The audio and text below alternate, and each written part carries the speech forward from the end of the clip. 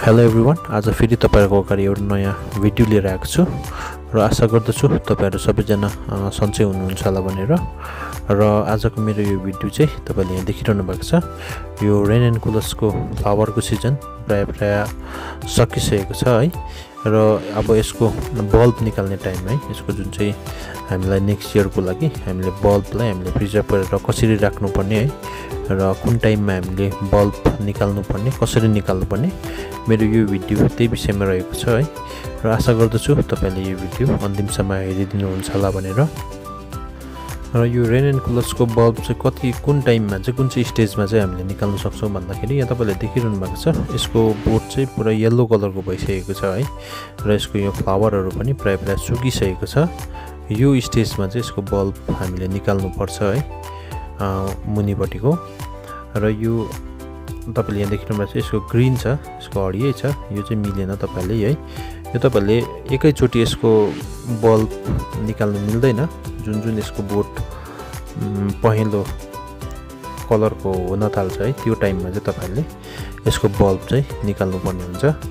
जस्तै यहाँ कति हरियै छ, ग्रीन कलरकै छ, जस्तै यो हेर्नुहोस्, यो तपाईको कम्प्लिटली पहेँलो भइसकेको छ, यसको फ्लावरहरु पनि सबै सुकिसकेको छ। यो चाहिँ पर्फेक्ट टाइम हो यसको बल्ब निकाल्ने है। तपाईले यहाँ तपाईले यदि रेन एन्ड कुलर्स रोप्नु भएको छ भने यो स्टेजमा चाहिँ तपाईले यसको बल्ब निकाल्न सक्नुहुन्छ है। यहाँ देखिरहनु भएको छ। र यसको बल्ब निकाल्दा हामीले कसरी निकाल्नु पर्ने यो तपाईलाई म यहाँ भिडियो मार्फत देखाइरहेको छु। तपाईले कुनै पनि युज गर्न सक्नुहुन्छ, कुनै पनि सिन्काहरुले पनि निकाल्न सक्नुहुन्छ। म चाहिँ यो यसको सिजरले नै अलिक यतापट्टिबाट प्रेस गरेर यसरी निकालिरहेको छु। यो निकाल्दा चाहिँ तपाईले हल्का पाराले निकाल्नु पर्ने हुन्छ, कारण यसको यो जुन चाहिँ बल्ब चाहिँ यसको यो रुट नै भनौँ है, रुटबाट यसको बल्ब बन्ने हुन्छ। र यो चाहिँ तपाईहरुको एकदमै ड्यामेज हुनु भएन, तपाईले हल्का पाराले जसरी यहाँ मैले तपाईले भिडियोमा देखिरहनु भएको छ त्यसरी नै तपाईले हल्का पाराले निकाल्नु पर्ने हुन्छ है। यसलाई बेसी प्रेस गर्यो भने चाहिँ यसको यहाँ बल्बमा ड्यामेज हुन्छ है, तपाईहरुको भाँचिने चान्सेस हुन्छ। र तपाईले कटिङ गर्दा चाहिँ यतिको तपाईले 1 इन्ची 1 इन्च भनौँ है, यसको यसरी 1 इन्च राखेर चाहिँ यसरी कटिङ गर्नुपर्ने हुन्छ है। यो नै चाहिँ तपाईहरुको नेक्स्ट इयर बल्ब हुन्छ है। यसको यो जस्ट तपाईको यो निक्लेको मात्रै हो, यसलाई अझै धेरै प्रोसेस हुन्छ यसको, म तपाईलाई यो भिडियोमा देखाउने छु। यसरी तपाईले फर्स्ट स्टेप चाहिँ तपाईले जुन पहेँलो भएको हुन्छ, येलो कलरको भएको प्लान्टहरुलाई चाहिँ यसरी तपाईले निकाल्नु पर्ने हुन्छ है, बल्ब एक वटा गर्दै।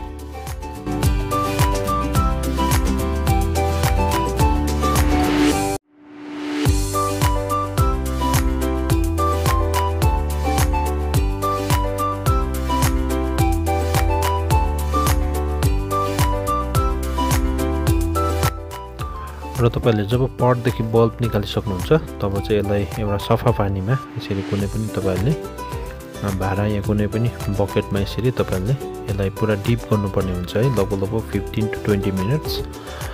कारण यसको यो जुन चाहिँ बल्बमा धेरै यो माटोहरु भित्र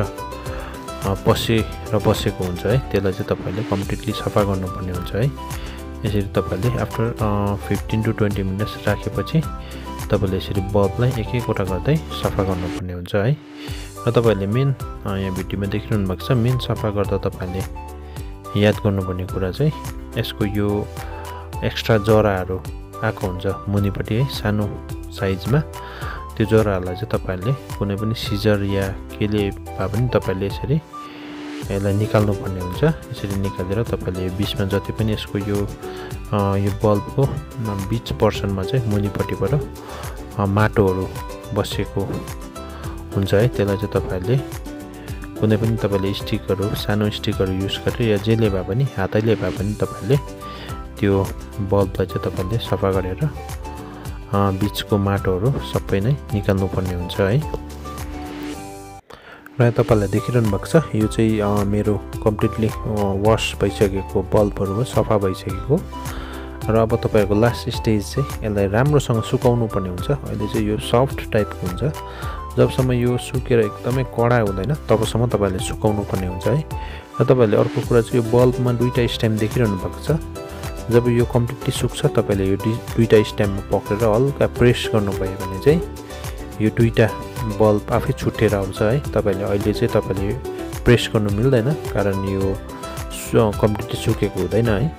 जब तपाईले सुक्छ त्यो टाइममा चाहिँ तपाईले जतिवटा यसको माथिको स्ट्याम्प छ त्यसलाई पक्रेर हल्का तपाईले तान्नु भयो भने चाहिँ आफै सर्ट निस्केर आउँछ है त्यो बल्ब है। तपाईले ड्राई गरेर चाहिँ एकदमै राम्रोसँग ड्राई गर्नुपर्ने हुन्छ। र आजलाई यति नै थियो मेरो यो भिडियो। तपाईलाई यो भिडियो मन परे काइन्डली लाइक शेयर र सब्स्क्राइब पनि गरिदिनु होला।